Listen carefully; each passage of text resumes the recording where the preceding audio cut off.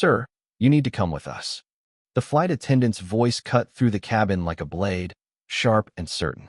She stood in the aisle, arms crossed, staring down at the elderly man in seat 12C who hadn't stopped checking his watch for the past 20 minutes. His hands trembled slightly as he looked up at her, confusion flickering across his weathered face.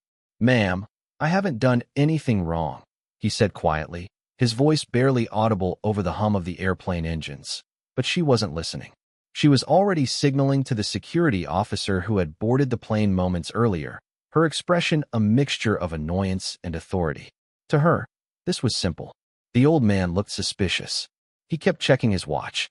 He seemed nervous, agitated. In her mind, these were red flags that couldn't be ignored.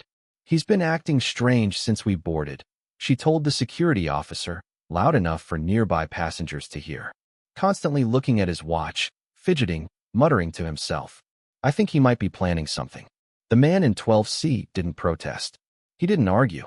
He simply sat there, his hands now folded in his lap, staring straight ahead with the kind of resigned acceptance that comes from a lifetime of being misunderstood. His eyes, though tired and sunken, held a depth that spoke of things seen and endured that most people couldn't begin to imagine. But what no one in that cabin knew, what not even the flight attendant who was so quick to judge could have guessed, was that the trembling in his hands wasn't from nerves or suspicious intent. It was from the chemotherapy that was slowly eating away at his body, giving him just 3 weeks left to live. And the watch he kept checking wasn't counting down to some sinister plan. It was counting down to the last moments he would ever spend with his grandchildren. The security officer was already reaching for his radio when the cockpit door swung open with a force that made everyone in the first few rows turn their heads. Welcome to the Veteran Voices. Before we continue with this emotional story, tell us in the comments from which city in the world are you watching this video today. And if you think stories like this need to be heard, hit that subscribe button to support the channel. We're growing every day, and I sincerely thank you for being a part of it. The morning had started like any other at Denver International Airport. Flight 447 to Boston was scheduled to depart at 8:15 a.m., a routine cross-country trip that most passengers treated as nothing more than a necessary inconvenience. The terminal buzzed with the usual chaos of early morning travel. Business people rushing to catch connections, families dragging oversized luggage, and the constant backdrop of announcements echoing through the concourses. Lieutenant Colonel James Murphy had arrived at the gate 2 hours early, not because he was paranoid about missing his flight, but because he had nowhere else to be. His small apartment in Colorado Springs felt more like a waiting room than a home these days, filled with medical equipment and pill bottles that served as constant reminders of the battle he was losing. At 73 years old, James carried himself with the posture of a man who had spent decades in uniform, even though he hadn't worn one in over 15 years. His back was straight, his steps measured, and his eyes held the kind of alertness that never fully leaves a soldier, even in civilian clothes.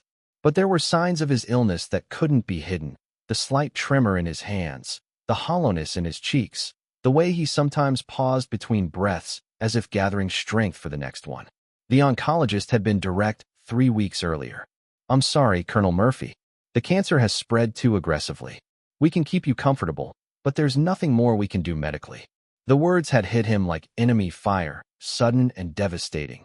But James had simply nodded, thanked the doctor, and walked out of the hospital with the same stoic calm he'd maintained through 2 tours in Vietnam and countless missions that had never made the newspapers. His first thought hadn't been about his own mortality.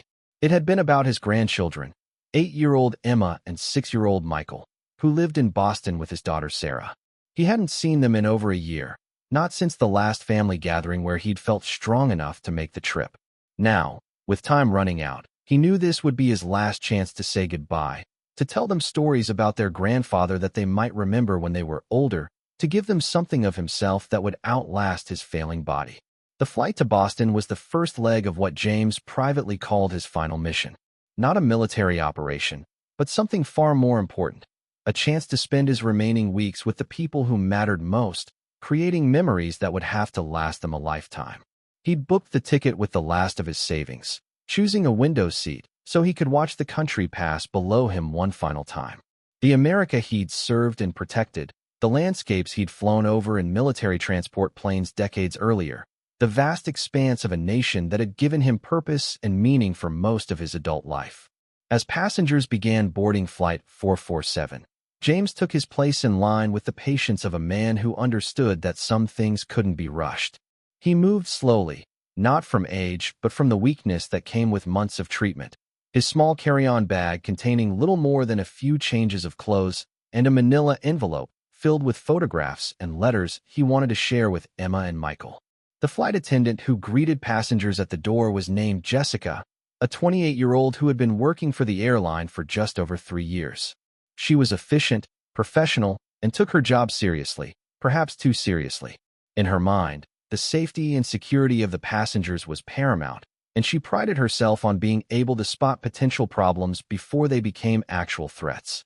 When James slowly made his way down the aisle to seat 12C, Jessica noticed him immediately. His careful movements, the way he paused to catch his breath, the slight shake in his hands as he lifted his bag into the overhead compartment. To her, these weren't signs of illness or weakness. They were red flags that demanded attention. "Can I help you with that, sir?" she asked, her tone polite but watchful. "No, thank you," James replied quietly. "I can manage." But Jessica continued to watch him as he settled into his seat, pulling out a worn leather wallet and checking the time on an old military watch that he'd worn for over 40 years. The watch had been a gift from his commanding officer after a particularly dangerous mission in 1971, and it had never left his wrist since. Now, as he counted down his final weeks, it had become both a comfort and a reminder of how little time he had left. As the plane filled with passengers and prepared for takeoff, James found himself thinking about the last conversation he'd had with his daughter Sarah. She'd wanted to fly to Colorado to be with him, to help him through his final weeks, but he'd insisted that he come to Boston instead. "I want to see them in their own home," he'd told her over the phone. "I want to see Emma's room, and Michael's toys, and the life you've built for them. I want to be part of their normal world, not have them remember me as the sick grandfather who came to visit." Sarah had cried on the phone, her voice breaking as she tried to argue with him, but James had remained firm. This was his choice, his final mission, and he was going to complete it on his own terms. Now, as the plane taxied toward the runway, James checked his watch again. The flight was scheduled to take 2.5 hours, which would put him in Boston around noon East Coast time. Sarah would be waiting at the airport with the children, probably anxious and worried, trying to explain to Emma and Michael why Grandpa looked different than he had the last time they'd seen him. The tremor in his hands had gotten worse over the past few weeks, a side effect of the medication he was taking to manage his pain. He tried to keep them steady, but sometimes the shaking became noticeable, especially when he was tired or stressed. Flying had always made him slightly nervous, not because he was afraid of crashes or turbulence, but because being confined in a small space with so many people brought back memories of transport planes and military flights that hadn't always ended well. He checked his watch again, calculating the time difference between Colorado and Massachusetts, wondering if Emma and Michael were already at school or if Sarah had kept them home for the day. He hoped they were excited to see him, hoped that his appearance wouldn't frighten them, hoped that he would have enough strength to be the grandfather they remembered rather than the dying man he was becoming. But his fidgeting and constant watch-checking hadn't gone unnoticed. Jessica had been observing him for the past 20 minutes, noting every movement, every gesture, every sign that reinforced her growing suspicion that something wasn't right about the elderly passenger in seat 12C. In her experience, people who acted nervous on flights usually had a reason. They were either afraid of flying, which was understandable, or they were hiding something, which was dangerous. And James Murphy, with his nervous energy and constant time-checking, fit the profile of someone who might be planning something disruptive or worse. She'd seen enough suspicious behavior in her 3 years of flying to trust her instincts, and her instincts were telling her that the old man in 12C was a potential threat. Maybe he was planning to cause a disturbance during the flight. Maybe he was carrying something he shouldn't have. Maybe he was just mentally unstable and likely to become violent or disruptive once they were in the air. Whatever the case, Jessica had made up her mind. She wasn't going to take any chances with the safety of her passengers or crew. She was going to call security and have the man removed from the plane before they took off. The security officer who responded to her call was named David, a former police officer who had been working airport security for the past 5 years. He was used to dealing with unruly passengers, suspicious behavior, and the occasional false alarm from overzealous flight attendants. But when Jessica described the situation, he decided it was worth investigating. He's been acting strange since he boarded, Jessica explained as they walked toward the plane, constantly checking his watch, looking around nervously, muttering to himself. I think he might be planning something. David nodded, his hand instinctively moving toward his radio. In the post, 9/11 world, no suspicious behavior was too minor to investigate. Better to be safe than sorry, even if it meant delaying a flight and potentially embarrassing an innocent passenger. As they boarded the plane, James was still sitting quietly in his seat, his hands folded in his lap, staring out the window at the activity on the tarmac. He wasn't muttering to himself, as Jessica had claimed. He wasn't looking around nervously or acting in any way that would suggest he was planning something disruptive. He was simply an elderly man lost in his thoughts, counting down the hours until he could see his grandchildren one last time. But perception is reality, and in Jessica's perception, James Murphy was a threat that needed to be neutralized. Sir, you need to come with us, she said, her voice carrying the authority of someone who was certain she was doing the right thing. James looked up at her, confusion evident in his tired eyes. Ma'am, I haven't done anything wrong. He's been acting strange since we boarded, Jessica told the security officer, her voice loud enough for nearby passengers to hear. Constantly looking at his watch, fidgeting, muttering to himself. I think he might be planning something. The accusation hung in the air like smoke from a battlefield, visible to everyone and impossible to ignore. Passengers in nearby seats began turning to look, some with curiosity, others with concern. A few pulled out their phones, ready to record whatever was about to happen. James didn't protest. He didn't argue or demand to see his supervisor or threaten to sue the airline. He simply sat there, accepting the judgment of people who didn't know him, who hadn't earned the right to judge him, who couldn't possibly understand the weight of what he was carrying or the urgency of his mission. This wasn't the first time he'd been misunderstood. In the years since he'd retired from the military, James had grown accustomed to being invisible, to being dismissed as just another old man whose best days were behind him. Civilians looked at him and saw frailty where there had once been strength, confusion where there had once been clarity, irrelevance where there had once been purpose. They didn't see the young lieutenant who had led his men through the jungles of Vietnam, who had made split-second decisions that saved lives, who had carried wounded soldiers to safety under enemy fire. They didn't see the officer who had spent decades training the next generation of military leaders, who had dedicated his life to serving something larger than himself, who had earned the respect and admiration of everyone who had served under his command. All they saw was an old man acting strangely on an airplane, and in their minds, that was enough to justify removing him from the flight. The security officer was already reaching for his radio, ready to call for backup if the situation escalated, when the cockpit doors swung open with a force that made everyone in the first few rows turn their heads. Captain Michael Harrison had been flying commercial aircraft for 15 years, but his career in aviation had started much earlier than that. 25 years ago, he had been a young Air Force pilot, fresh out of flight school and eager to serve his country. His first assignment had been to a base in Colorado Springs, where he had been placed under the command of a veteran officer who had already earned a reputation as one of the finest military leaders of his generation. Lieutenant Colonel James Murphy had been Harrison's commanding officer, mentor, and friend.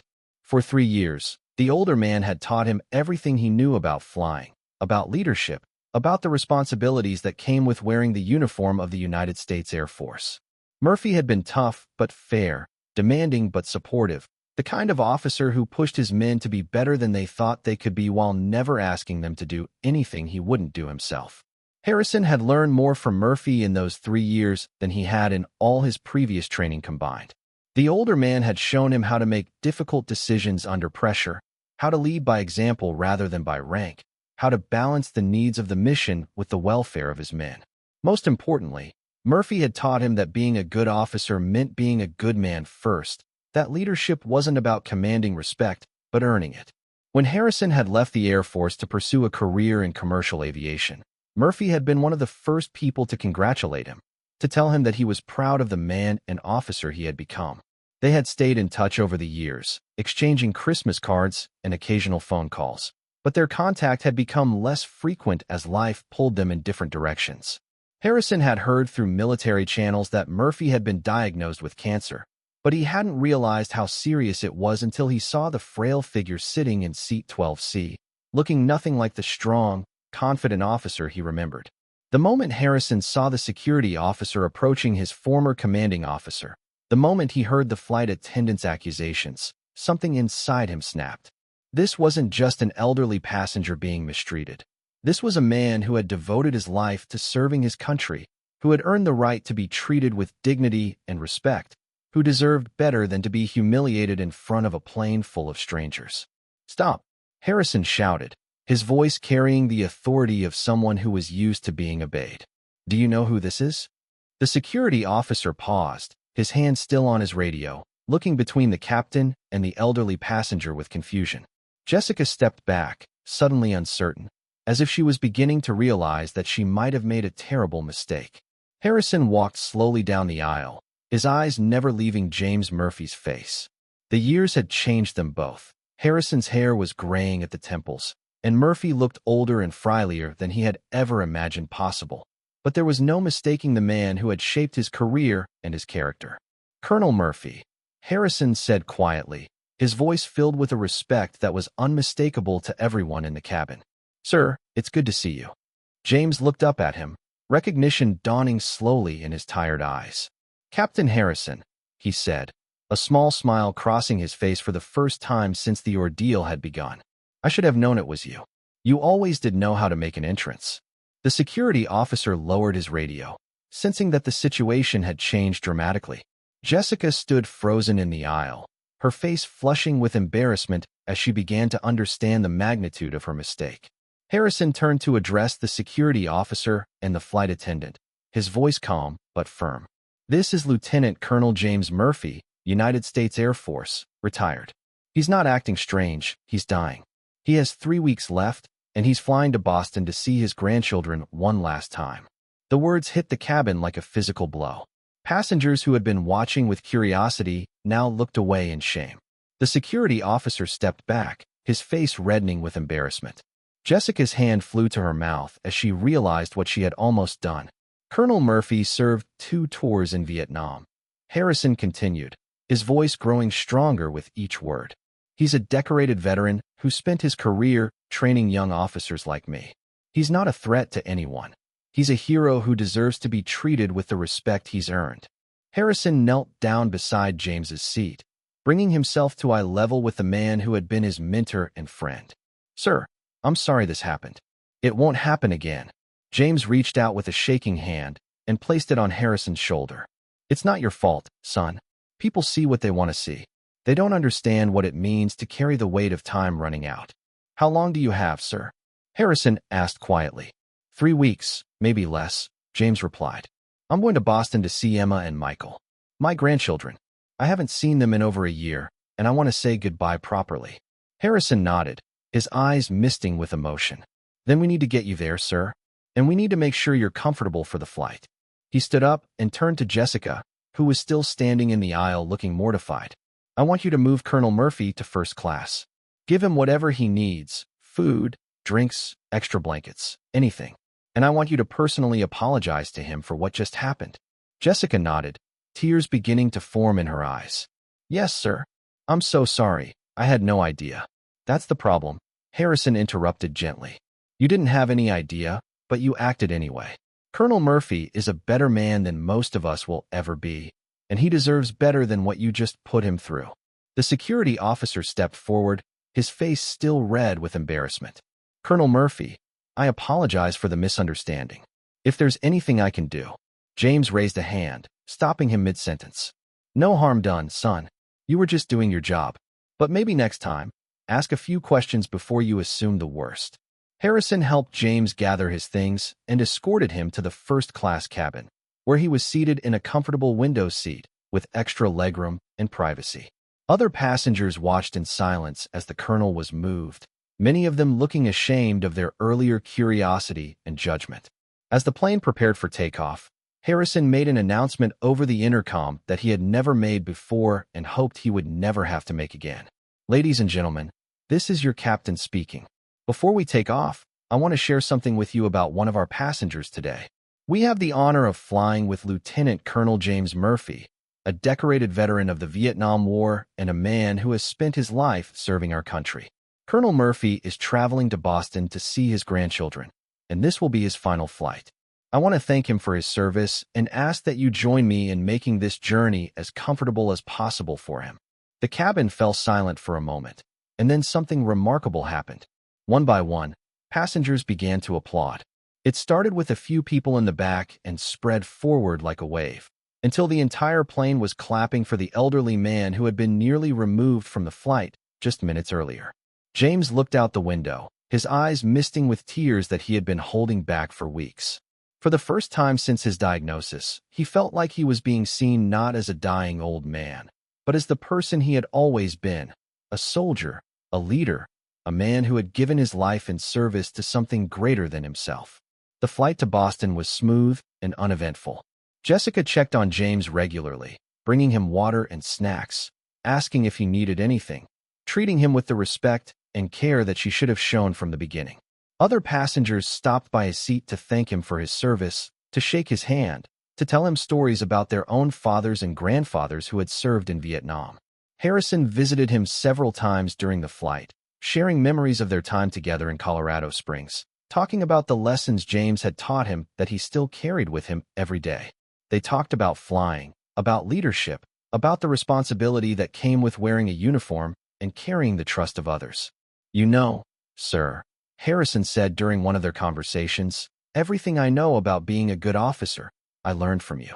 You taught me that leadership isn't about commanding respect, it's about earning it. And you taught me that the measure of a man isn't how he handles success, but how he faces his greatest challenges. James smiled, his eyes twinkling with the same warmth that Harrison remembered from years ago. You were always a good student, Mike. I just helped you see what was already there. As the plane began its descent into Boston, James checked his watch one final time. In less than an hour, he would see Emma and Michael again. He would hug them, tell them stories, create memories that would have to last them long after he was gone. The tremor in his hands had stopped, replaced by a sense of peace that he hadn't felt in months. The landing was smooth, and as passengers began to disembark, many of them stopped to shake James's hand, to thank him for his service, to wish him well on his journey. Jessica was among the last to say goodbye, her eyes still red from crying. Colonel Murphy, she said, her voice barely above a whisper. I'm so sorry for what I did. I'll never forget this lesson. James reached out and patted her hand gently. We all make mistakes, young lady. The important thing is that we learn from them. You're a good person. Just remember to see the whole picture before you make judgments. Harrison was waiting at the gate when James deplaned, along with a wheelchair and a member of the airline's customer service team. Your chariot awaits, sir, he said with a smile. James laughed, the sound carrying more joy than anyone had heard from him in months. I can still walk, you know. I know, sir. But let us take care of you for a change. You've earned it. As they made their way through the terminal, James could see his daughter Sarah waiting at the baggage claim, her face anxious and worried. Beside her stood Emma and Michael, both of them bouncing with excitement, holding handmade signs that read, Welcome Grandpa, in crayon and glitter. The moment Emma saw him, she broke free from her mother's grip and ran toward him, her arms outstretched. James knelt down and caught her in a hug that seemed to give him more strength than any medication ever could.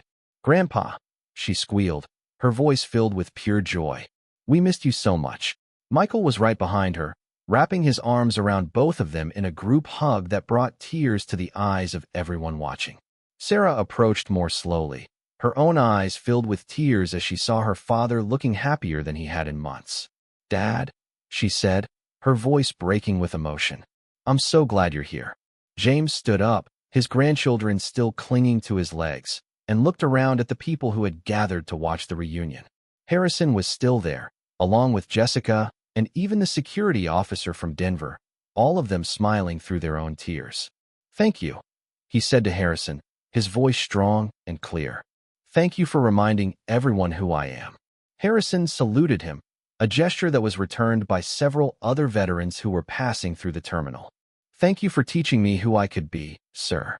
As James walked away with his family, his grandchildren chattering excitedly about all the things they wanted to show him and do with him, he felt something he hadn't felt in months: hope. Not for more time, because he knew his time was limited, but for the time he had left. For the chance to be a grandfather, to be remembered not as a sick old man, but as someone who had lived a life worth living. The watch on his wrist ticked steadily forward, counting down the days and hours he had remaining. But for the first time since his diagnosis, James wasn't watching the clock with dread.